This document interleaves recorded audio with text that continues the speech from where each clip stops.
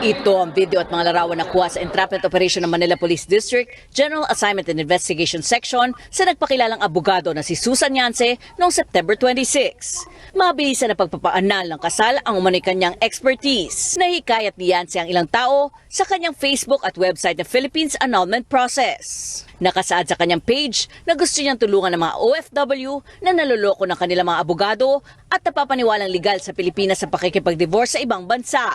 5 biktima ni Yance ang nagsampa ng reklamo sa MPD. Kabilang na isang attorney Alice Villanueva na siyang ginagamit umanong pangalan ni Yance. Kwento pa ng abogado ng Court of Appeals, nakuha ni Yance ang IBP number niya, kaya nakumbinsi nito ang mga biktima na lehitimo siyang abogado.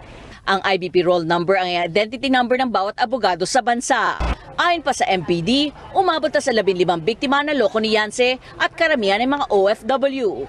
Humarap naman sa news team si Yance at nilinaw niyang maganda ang kanyang reputasyon. Tama po ba? Lawyer po ba kayo? No.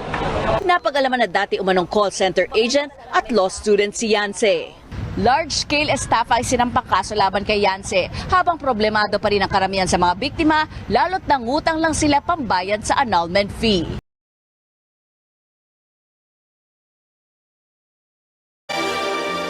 Kung wala ka nang maintindihan, kung wala